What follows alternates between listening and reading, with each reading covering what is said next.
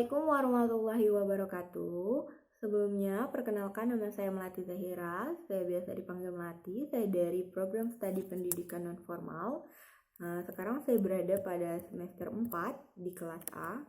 Di sini saya akan menjelaskan mengenai tentang sejarah dari pendidikan non-formal.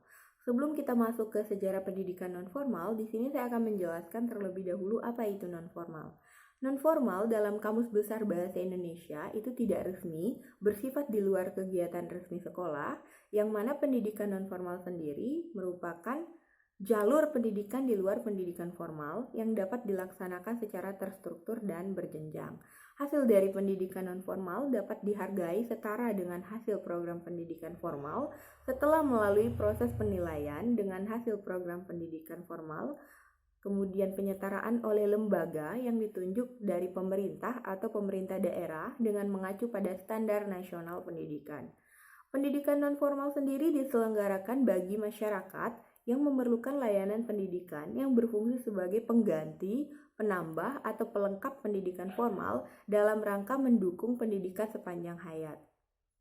Kemudian, mengenai tentang sejarah dari pendidikan non-formal, yaitu merupakan skala global dalam sejarahnya pertama sekali muncul di tahun 1960-an, ketika lembaga pendidikan yang terkonsolidasi harus menghadapi krisis ekonomi dan mendapat pertanyaan tentang kurangnya kemampuan mereka untuk beradaptasi dengan masyarakat baru.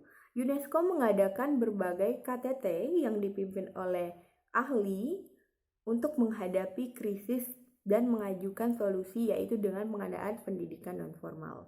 Demikian, pendidikan non-formal bukanlah pengganti dari pendidikan formal yang merupakan kunci dan fundamental bagi tumbuh kembang seseorang. Akan tetapi, definisi dari pendidikan non-formal dapat melengkapi dengan memenuhi kebutuhan atau aspek tertentu yang tidak dimiliki oleh lembaga yang diatur.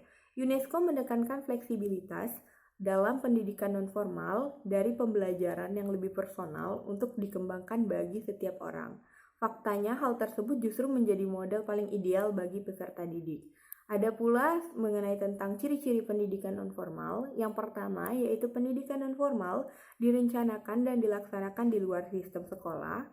Kemudian yang kedua, meskipun pendidikan non-formal diselenggarakan di luar jalur pendidikan resmi, namun pendidikan non-formal dilakukan secara terstruktur.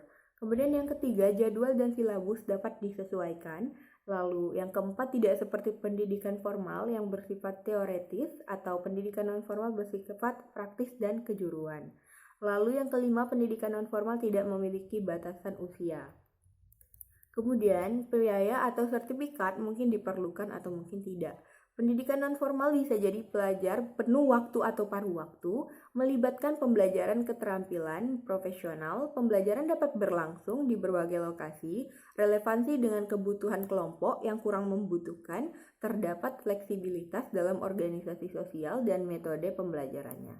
Kemudian ada tujuan dari pendidikan non-formal, salah satunya yaitu menyediakan keaksaraan fungsional dan pendidikan berkelanjutan untuk orang dewasa atau remaja yang tidak memiliki pendidikan formal. Lalu ada pun fungsi dari pendidikan non-formal sebagai pengembangan potensi diri, meskipun diselenggarakan di luar jam pelajaran dan peraturan yang lebih fleksibel, namun pendidikan tersebut mengarah pada pengembangan potensi diri sesuai dengan minat dan bakat peserta didik. Adapun jenis dari pendidikan non-formal, yaitu ada pendidikan anak usia dini, pendidikan kepemudaan, pemberdayaan wanita, lalu meliputi dari paket A, B, dan C, serta pendidikan lain yang ditujukan untuk mengembangkan kemampuan peserta didik. Contoh dari pendidikan non-formal sendiri yaitu yang pertama adalah